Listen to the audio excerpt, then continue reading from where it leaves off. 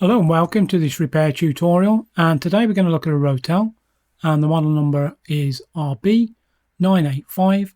This is the Mark II version and it's described as a multi-channel power amplifier. In terms of general specifications, continuous power output is 5 times 100 watts into 8 ohms. Frequency response is 10 Hz to 80 kHz. Total harmonic distortion is 0.03%. Dimensions 440 wide by 139 high with a depth of 396 millimeters. Input sensitivity is 1 volt. Input impedance 27 kiloohms. And then the weight of the amplifier is 15 kilograms. And then here with the top cover removed, the first thing that you can note is that this amplifier is extremely dusty. So this requires to be cleaned out before any work could be undertaken. So what we do is we use a stiff brush and a compressed air line just to remove all of the dust from each one of those circuit boards and then also clean out the metal chassis as well. Now just to walk through what it is that you're seeing here. So if we go from left across then to right. So on the left hand side what we're seeing there is a dual channel audio module. So there are 2 output channels on that circuit board, and then you can see the large power supply toroidal transformer.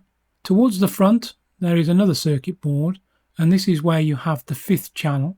And then on the right hand side what you can see is the equivalent then of the previous audio module, so again 2 channels.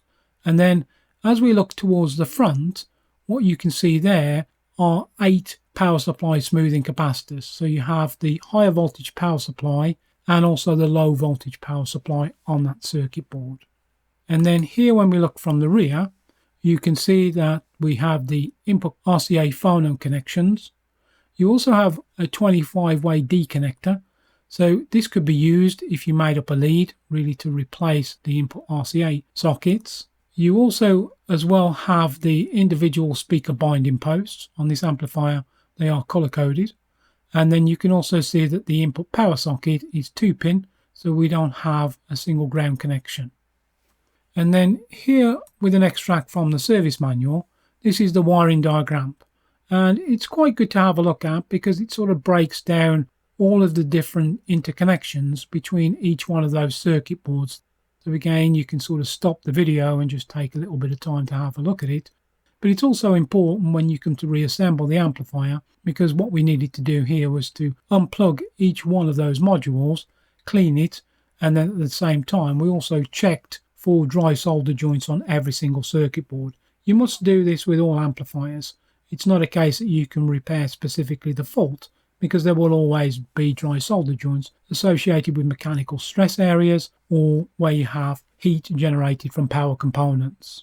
And then here what we've done is remove the back panel and you can see the electrolytics, but we also have another issue with this amplifier, and that is associated with the input RCA sockets, which I'll cover in a moment.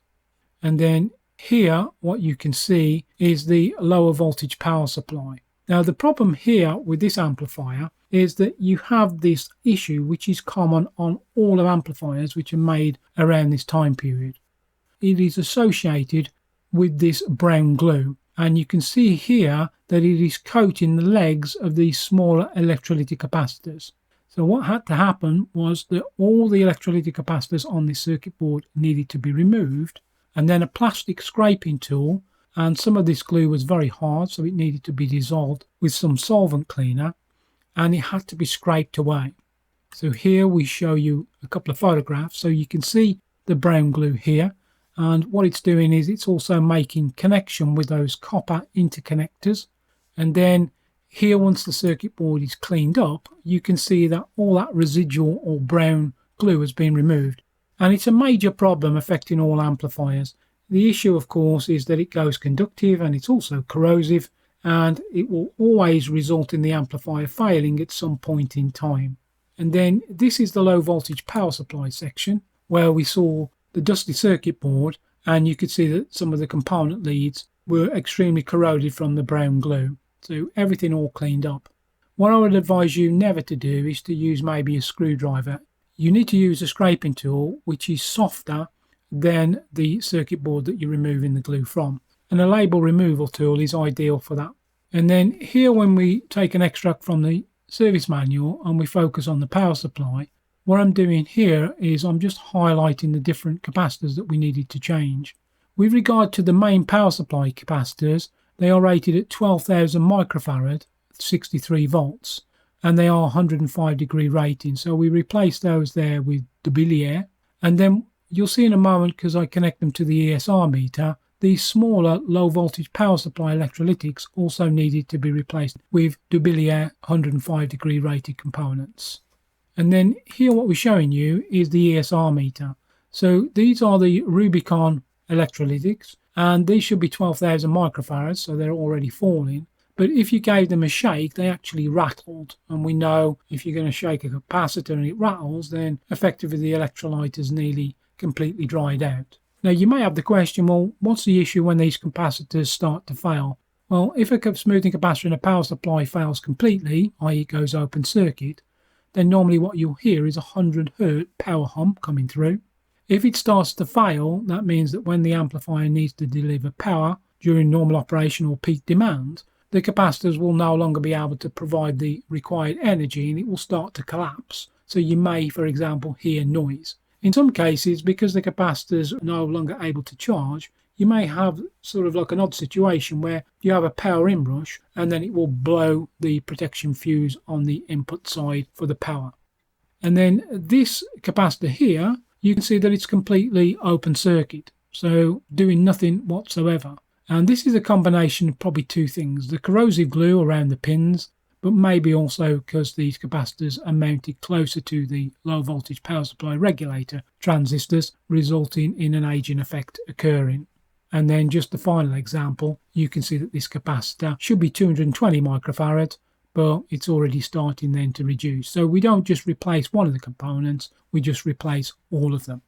And then here, when we look from the rear, you can see the brand new capacitors are all installed, and there's no dust or debris present anymore, completely cleaned up. And then the second issue with this amplifier is associated with these input RCA connectors. Now on this input, it appeared at some point in time the RCA connector may well have been resoldered. Now the problem with this particular RCA type of connector is that the metal which is used is very, very thin indeed, and that means that they actually snap off.